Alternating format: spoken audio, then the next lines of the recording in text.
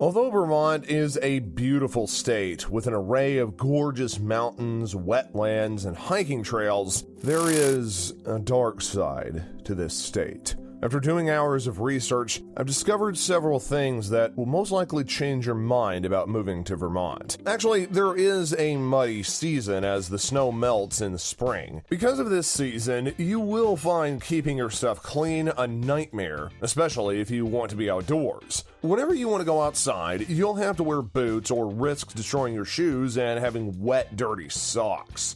Also, anything that comes in contact with the outdoors, particularly cars and clothes, are certain to become caked in mud. Along with these setbacks, official Vermontier groups such as the Green Mountain Club have actually advised people not to hike on trails during this season. With all the mud, it's quite easy to slip and fall, which can become a serious hazard on steep hills and woodland trails. Because of this, the muddy season can definitely be a setback if you love springtime hiking. To make the muddy season even worse, potholes tend to come up around this time of the year as well. This is because of the constant cycle of thawing and freezing. The cycle is a common phenomenon with colder states, as they tend to have quite a few temperature swings during the spring and autumn. To make matters worse, Vermont is a pretty rural state, which means that potholes can remain unfixed for weeks, months, or sometimes even years. Regardless of the explanation, their presence ends up making springtime travel and outdoor fun extremely difficult.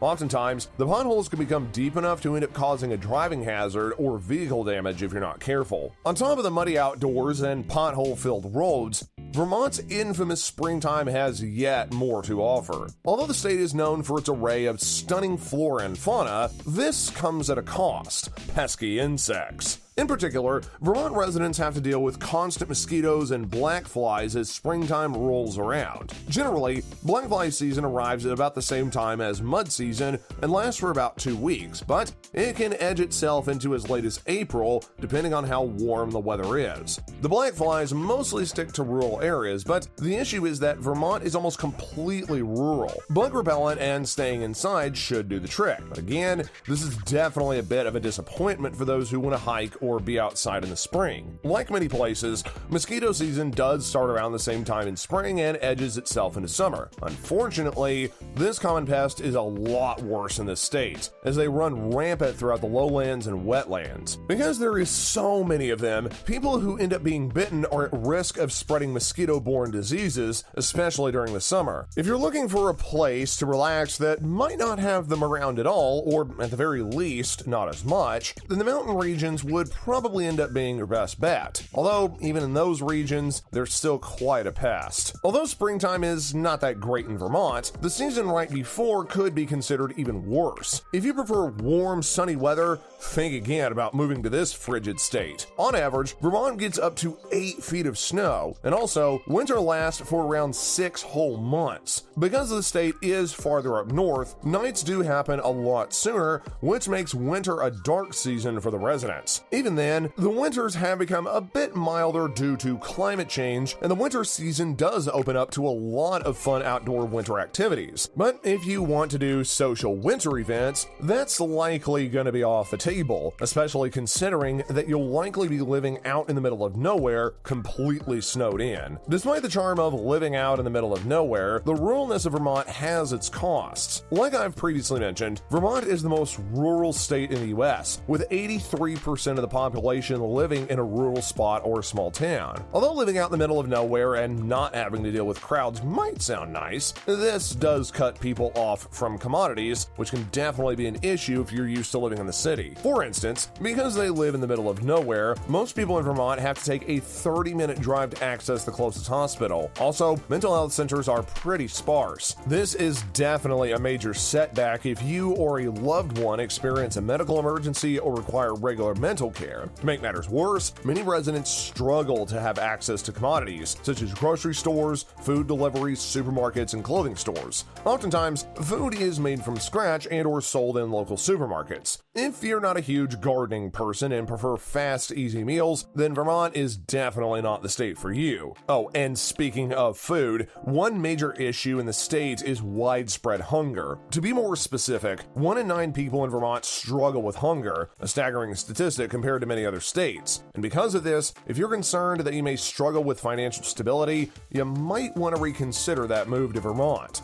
Overall, living comfortably in Vermont is possible, but you're definitely going to need to learn to be heavily self-reliant. One of the more specific ways that Vermont lacks accessibility could be a game breaker. The state is among the top 5 worst in the US regarding internet connection, especially if you want to remain in touch with friends and loved ones outside of the state. The lack of internet could be a serious challenge for not just your family, but even your job. Although its coverage throughout the state is okay, the average download speed is a mere 42 megabits per second, while most of the US is clocking in at nearly 100. The state also has a relatively average internet cost, but it's comparatively high for the speeds that are offered. At the end of the day, you would need to move to a major city in Vermont to even have remotely good internet access. Despite its lack of accessibility in major rural settings, Uncle Sam demands quite a high tribute from its residents. With the 5th highest income and property tax in the US, Vermont demands up to 9% and 1.6% taxes respectively.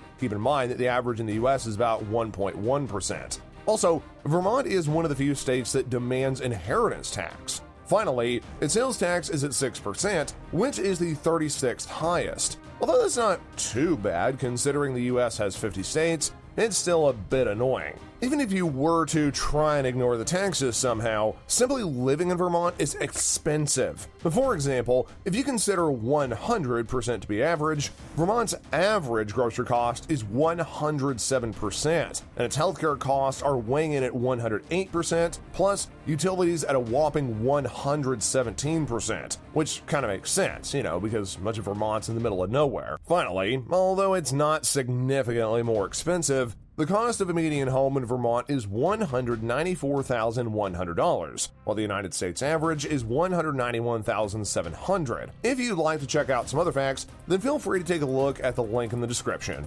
Alongside the state's high cost and taxes comes an unstable economy. For instance, Vermont's fiscal stability is at number 37 compared to the rest of the US. As a quick reference, fiscal stability is the ability for the economy to remain stable as a whole in both good and bad times. With the economic volatility over the last couple of years, moving to Vermont might not be the greatest idea. Also, Vermont's economy ranking in general is at number 25. According to Forbes, Vermont's economy is the smallest in the US. Its business costs are at 12% higher than the national average, and the job growth rate is usually low. As a result, the article ended up ranking Vermont as the 45th best state to do business with. And considering that the US only has 50, that's not a great number to be looking at. Even with its unstable economy, you might be fine if you're just wanting a decent home, but Vermont is not the state to start your own business or come up with a get-rich-quick scheme. Dealing with bad weather, high prices, lack of accessibility, these are not only adjustments that you'll need to make,